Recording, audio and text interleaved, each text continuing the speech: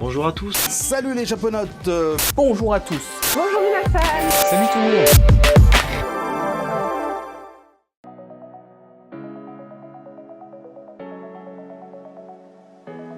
O sushi.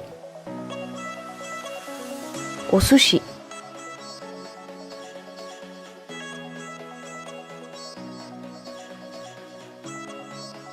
Tempura. Tempura.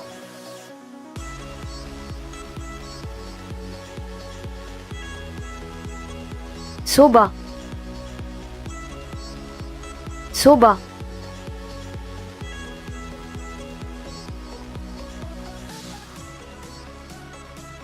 Udon. Udon.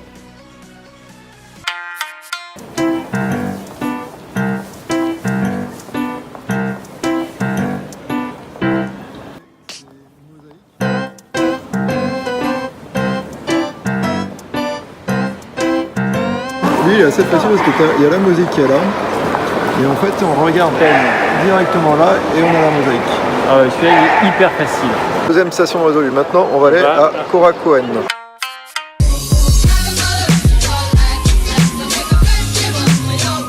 Ah, c'est juste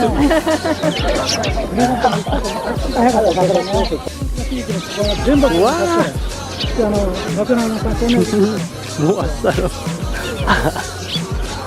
Ouah, il a poussé son collègue. Enfoiré. Petit 1, prenez avec vous des chaussettes neuves ou en bon état. Au Japon, on se déchausse souvent, que ce soit pour entrer dans une maison ou même dans certains temples.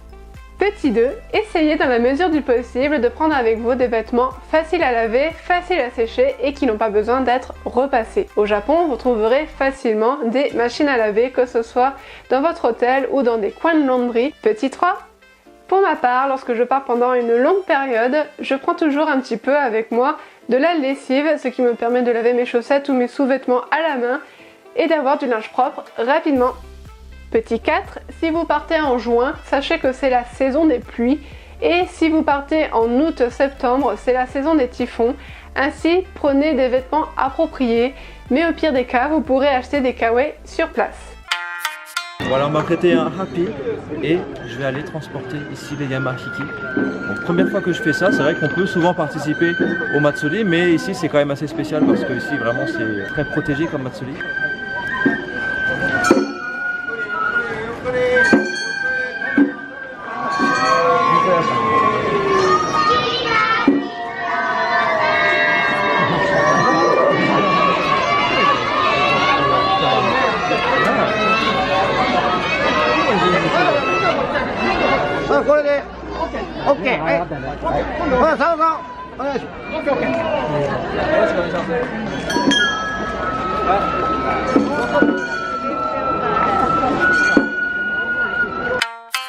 On a 2 titres qui sortent en 2018 et ça arrive très vite.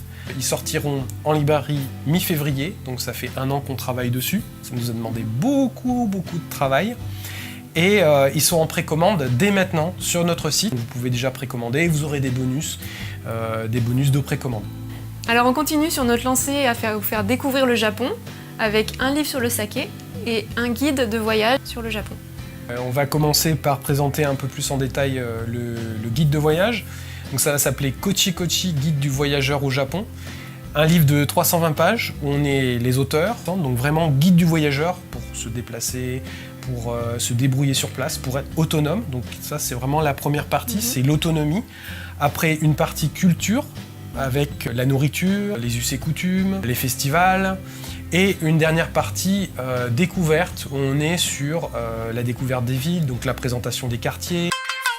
Le Baku est un yokai chimérique, combinant la trompe d'un éléphant, les yeux d'un rhinocéros, la queue d'un bœuf et les pattes d'un tigre. C'est en tout cas ainsi que le décrit le Sankei Ibutsu, un manuscrit japonais du XVIIe siècle. Tout comme le Kirin, le Baku est une créature très ancienne, originaire de Chine, et est lui aussi bénéfique pour les humains.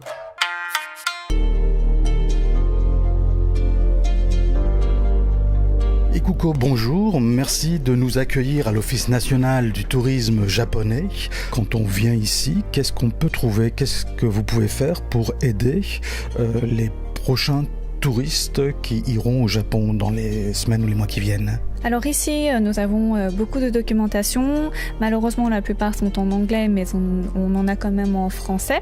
Donc notre objectif, c'est de bien sûr pouvoir mettre à disposition toutes ces documentations que vous trouvez ici derrière moi. Ensuite, on peut vous renseigner, donc donner des conseils. Alors, on n'est pas une agence de voyage, ça, il faut bien faire la distinction entre les deux. On ne peut pas vous construire l'itinéraire et vous proposer tout un circuit avec les transports et les hôtels.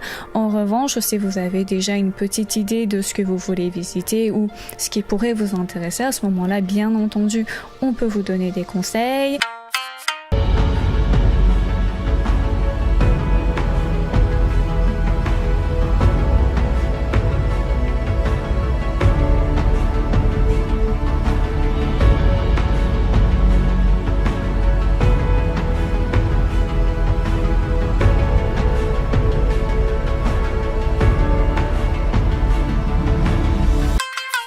今日はエッフェル塔と東京タワーについてお話ししたいと思います。エッフェル塔は別名ランドフェルと呼ばれていて、設計者はギュスタブ・エッフェルですよね。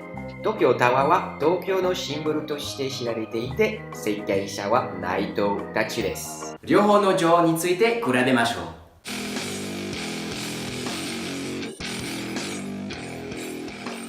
う。エッフェル塔の高さは324メートルですが、東京タワーの高さは333メートルです。東京タワーの重さは4000トンです。大丈夫だよ、まだズボン履けるから。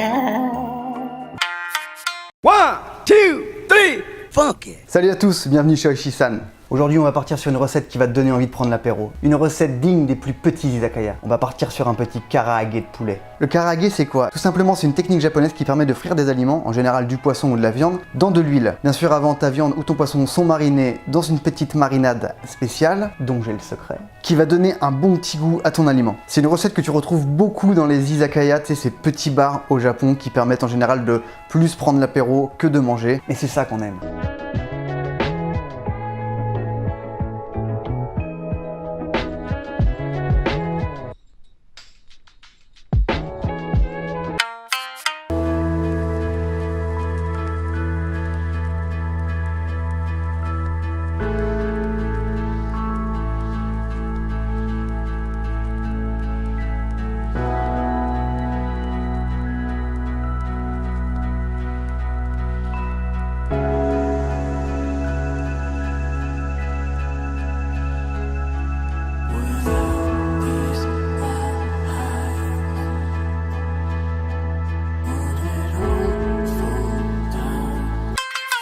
En attendant, je vais vous continuer mon petit point J-League.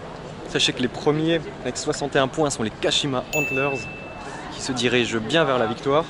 27 games où il reste 9 journées avec le Kawasaki Frontal, le fameux Kawasaki Frontal en numéro 2 et le Kashiwa Reysol en 3. Sinon il y a quelques noms un peu fun en J-League, hein, donc ça vous pouvez le trouver sur internet. Le Shimizu S-Pulse, le Hokkaido Consadole Sapporo, ils aiment bien mettre des petits noms européens un peu foufou. Ou le mieux, mon préféré, le Vent Forêt Kofu.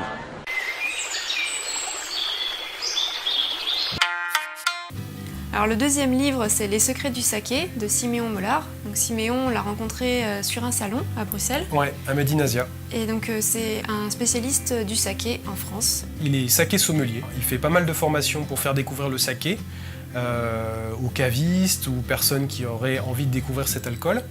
Et il avait un projet de livre pour faire découvrir le saké aux Français. Actuellement, on confond pas mal le saké avec des alcools forts chinois. En fait, il avait l'ambition de faire un petit livre, un petit guide en fait, une espèce de mode d'emploi pour faire découvrir le saké. Une espèce de saké pour les nuls. Ouais, un saké pour les nuls. Comment il est fabriqué et aussi comment le déguster, avec quoi. Il n'y a pas de réconfort sans melon pan, disait un youtubeur célèbre, Lucas TV si tu nous regardes. On va donc tester quelques melon pan français, c'est la première fois, hein, puisque la dernière fois c'était au Japon, souvenez-vous.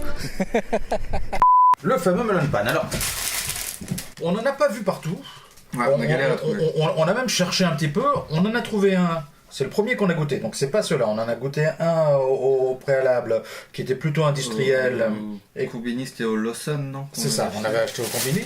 Et là, on a réussi à en trouver, enfin on a réussi, c'est pas un grand exploit, mais à en trouver chez un boulanger. On en a eu pour 320 yens pour les deux. Voilà. Juste le fait de le voir, déjà, ça me donne pas. Allez, je te laisse... en même temps. Allez, le croque père-fils. Du meilleur. Ouais. Alors, on en a un au matcha. Alors, acheté à Aki Boulangerie, à la boulangerie Aki. Et donc, du coup, ça, c'est Aki.